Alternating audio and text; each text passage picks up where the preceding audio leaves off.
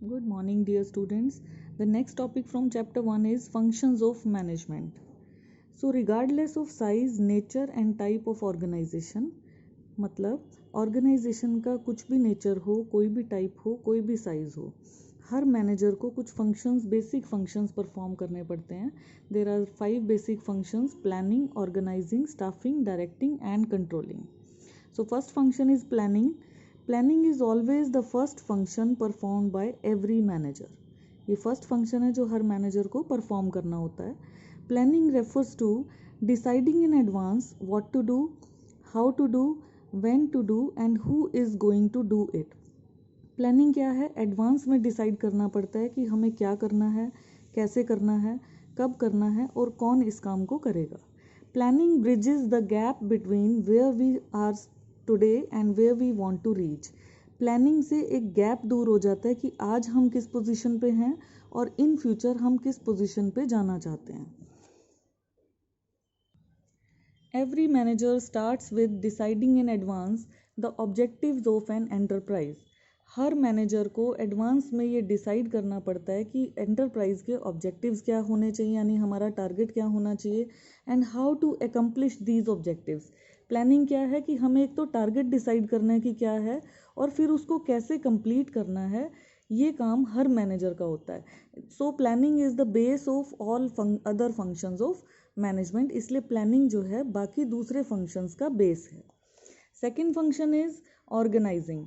After setting up of plans, next function of every manager is to organize the activities and establishing an organizational structure to execute the plan.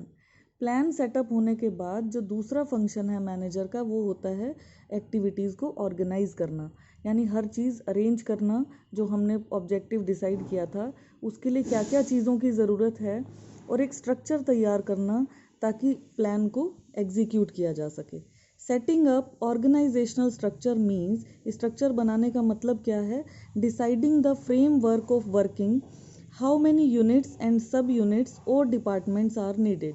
मतलब जो हमने framework बनाया work का, कितने units हमें चाहिए, कितने सब यूनिट्स चाहिए और कितने डिपार्टमेंट्स की हमें ज़रूरत पड़ेगी. हाउ मैनी पोस्ट और डेजिग्नेशंस आर नीडेड. कितनी पोस्ट की ज़रूरत पड़ेगी ऑर्गेनाइजेशन में, यानी कितने लोग काम करेंगे, कितनी अपॉइंटमेंट्स हमें करनी है हर डिपार्टमेंट में. How to distribute the authority and responsibility among different people. अलग अलग लोगों में क्या अथॉरिटी देनी है, क्या रिस्पॉन्सिबिलिटी देनी है, ये सब पहले ही डिसाइड किया जाता है. आप देखिए, प्लानिंग में हमने एडवांस में केवल डिसीज़न लिया था कि करना क्या है, कैसे करना है, लेकिन ऑर्गेनाइजिंग में हमने एक जॉब्स का स्ट्रक्चर तैयार किया है. स्ट्रक्चर तैयार होने के बाद ही हम स्टाफ रखेंगे. हमें क्या पता चलेगा हमें कितने लोगों की ज़रूरत है?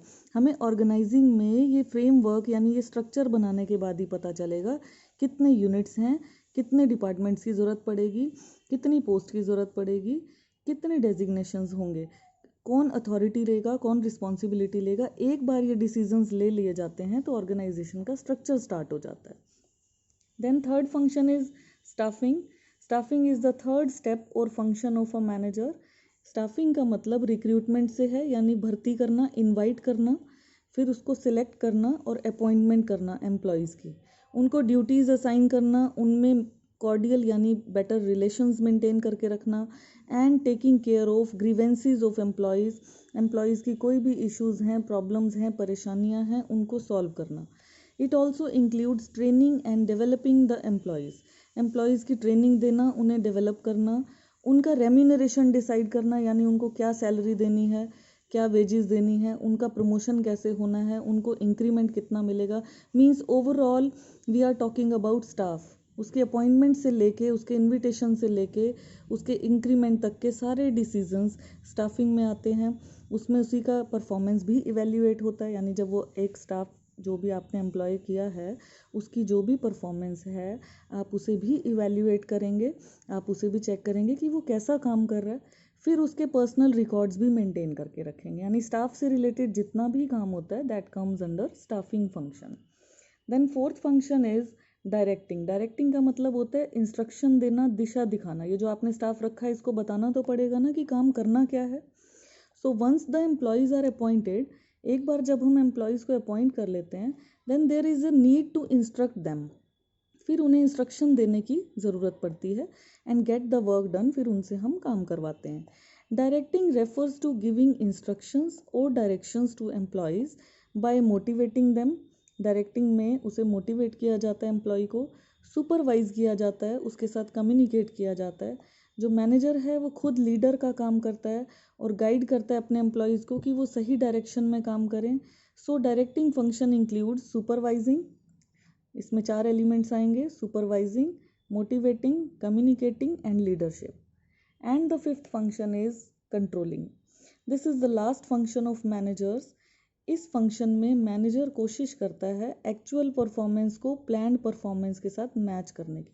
देखिए हमने फर्स्ट फंक्शन पढ़ा था प्लानिंग, इसमें हमने डिसाइड किया था कि करना क्या है, ऑब्जेक्टिव क्या है।